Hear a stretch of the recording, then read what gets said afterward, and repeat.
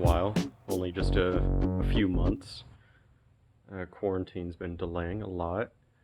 I haven't had time or money to work on this, but I just got some new parts, so I'll throw some new updates in here. So the motor is still where it was. I got new mounts done, so they're not the old same box mounts that are gonna be tossed in the trash because they would have broken on the first start.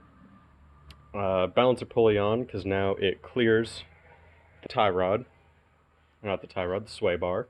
It's being supported right now because the mounts are not welded in. They're just kind of sitting on the frame. And for new parts, there's a new bell housing in there because we took out the automatic, and now we also took out the rear end. More on that in a sec. Tires under here to get out of the way. But now we have a fancy schmancy 4-speed Muncie M20 manual. Ooh. Got the clutch and everything else in there, flywheel, all that. Starter's disconnected. Mint. Everything's in there. It fit, sort of. I'm gonna have to adjust the tunnel wall because it doesn't completely clear it. Wasn't too bad getting in. Now, took out the rear end, as you can see. And because of that, here are some new parts. This is a 4-link suspension setup. These ends, for the big holes, go on the rear end that I got. More on that. Got the bars here. They are not welded in. This is just placed here so you guys know what's going on. These get welded to the frame. That sits on the housing. And these bolts here go on the coilovers. What the 4-link does is, since these are welded to the frame, it stops it from moving side to side or front and back, up and down. This is mounted in place. So the only range of motion it can do is, I can't really demonstrate, but is up and down. And then this bar, crossbar, is meant to stop it from going side to side more and stop any unwanted angle of motion. Now, the rear end we got is over here in the corner. This big girl is a 52-inch wide Ford 9-inch rear end. Old big honking one. Size comparison, I have a not huge hand, but you know, decent. Old rear end. My hand cannot fit in that. It's tiny. The axles are like 3/4 of an inch. New axles are going to be like 1 5/8 axle diameter. And this is where it's going to go eventually. If it'll focus. There you go. Old shocks, they still need to come out. I'm having trouble taking them out because, yep, dirty.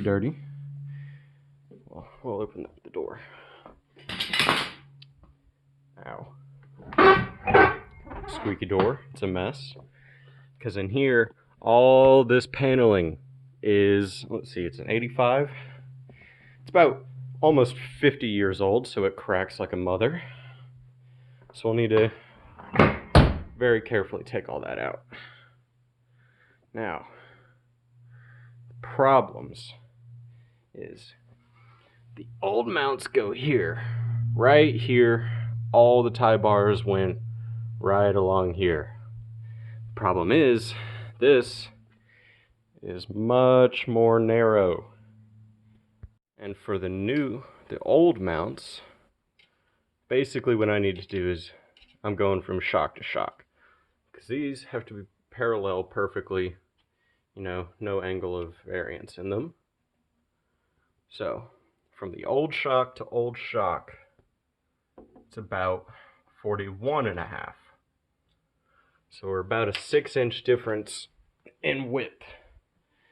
Now what that means is, either I get a new bar, weld in threads to that end so it'll fit the rod end, bore out that end so it'll fit that perfectly and weld all that together and make it about 6 inches wider.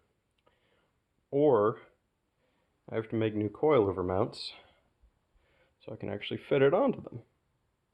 So that's where we're at right now. Just trying to figure out what I need to do, how I'm going to go about it, how much it's going to cost. Coilovers, the ones I'm looking at, probably around 600. So it'll be a little bit before I can get another video out, but when I do, it'll be pretty good. Engine, paint's chipping. I did a bad job cleaning it, whatever, not too worried about it. It idles. I can throw some videos in. I think I just left a bunch of stuff out. Exhaust, welded. I'll throw in a picture and a video of how that sounds before and after fixing the idle. But after that, once that's in, also problem. This, see this hole? It is supposed to go here. Now as you can see, this flange is on there already, welded on. I'm not cutting that off because I'm not the best at welding.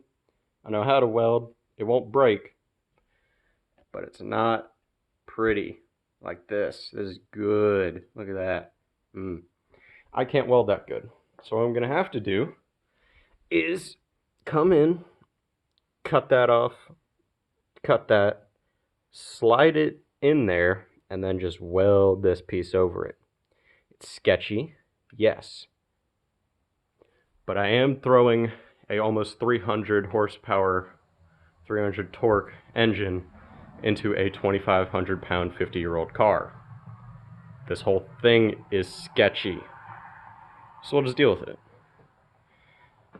And in the meantime, I will be gone working on this thing. Deuces.